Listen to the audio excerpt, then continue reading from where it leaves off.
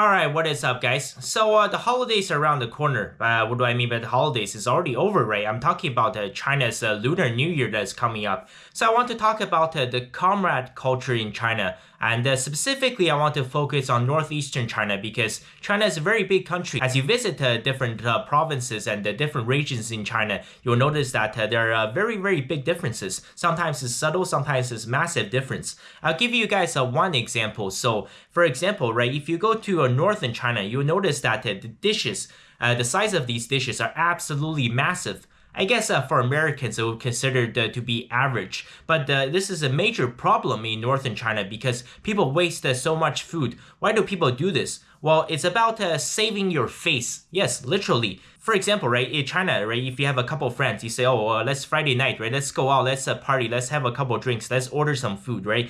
Nobody ever goes Dutch in China, right? China has this comrade culture. Sometimes people in the north, they refer to each other as a 铁哥们 or these steel brothers, like we're like this tight. How can we split the bill, right? So, every time these Chinese friends, when they go out to eat, they're always fighting for the bill, who is going to pay. So usually at the end of the day, it's really all the same because everybody takes turns. If you have 5 铁哥们, 5 steel brothers, maybe, this time brother number 1 pays, the next time it's brother number 2. Usually at the end of the day, it evens out. But here's the thing, right? When you have one person paying the bill, he wants to show that, his face is like really, really big. Because if he orders something really, really cheap, he orders a dish really, really small. This kind of behavior is considered to be a dulian. What is dulian? It means losing your face. It's like it brings shame to you. And people here, especially northeastern China, they're extremely proud people. So, they want to order these massive dishes. Sometimes they just want everybody to look at them. Sometimes they don't even eat it. Maybe they take a couple bites and most of the food, it gets thrown in the trash, which really, really bothers me. If you're wondering why they don't eat so much, well, it's because there's a couple of things you have to know about China, especially young Chinese men. I guess I'm really, really, the less than 1% exception is that, first of all, Chinese people, especially Chinese men, they smoke their brains out. I'm talking about, the Balkans. I'm talking about Romania. I'm talking about Albania style. Just it's very normal to see a Chinese guy. The cigarettes here in China, they're all in pouches. So one pack is 20 cigarettes. So it's very normal to see a middle-aged Chinese guy smoke 3 packs a day. So absolute insanity. 3 packs a day, that's 60 cigarettes a day. Multiply that by 7, that's 420 cigarettes in a week, right? That's why I titled this video, right? This is China's comrade culture. I think it's going to have severe consequences on your health, right? And definitely, and one of the things that the topics has not been covered by mainstream media is that one of the many reasons why China's fertility rate is so low is because a lot of men and women are suffering from infertility, and this is not just a man's issue. By the way, why is smoking so popular in China? Why doesn't the government do something? Well, China every year collects roughly this much from tobacco sales revenue. This is the tax revenue they can collect from tobacco sales.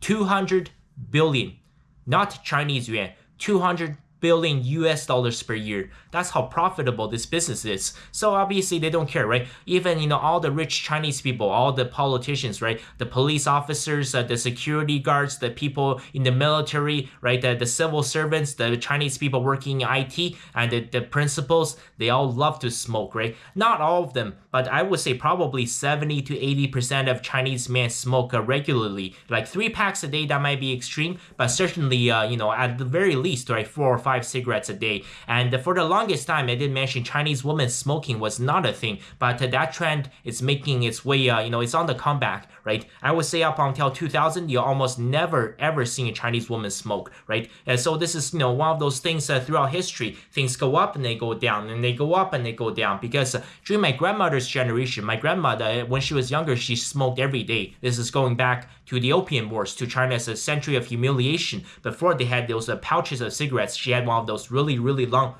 like those pipe tobaccos she used to smoke every single day. So it was normal in my grandma's generation. Then during my mom's generation, my aunt's generation, and no woman ever smoked. That completely disappeared. But now for the millennials and Gen Z, I would say probably at least 1 in 10 Chinese women smokes.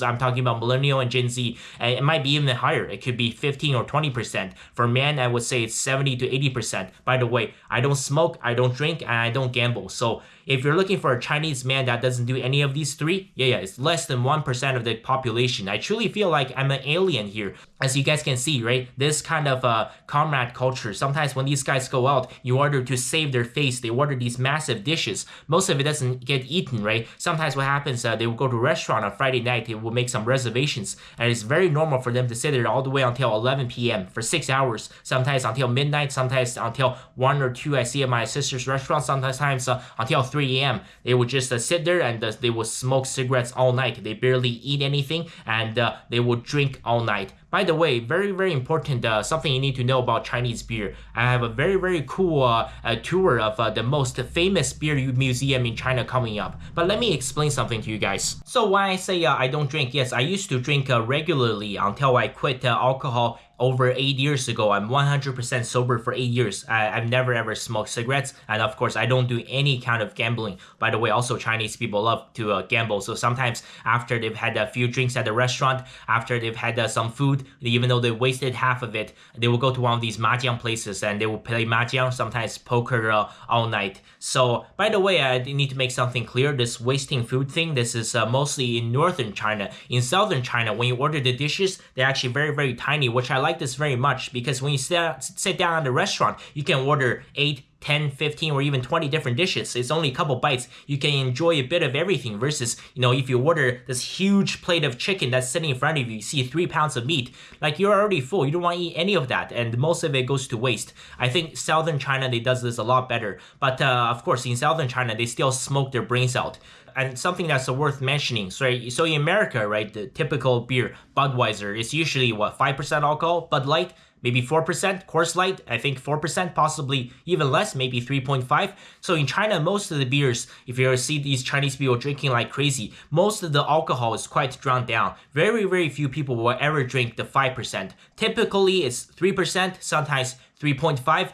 Usually 4% is the maximum they go to. That's why they can drink so much. Sometimes I see at my sister's restaurant, right, a bunch of guys will come over on Friday night. That's usually when it's the busiest. And they will sit there for 4, 5, 6 hours. Sometimes it's very normal. I see one guy just drinking 4, 5, even 6 cases. So in restaurants, they don't usually have the massive case of 24. It's usually a case of 12.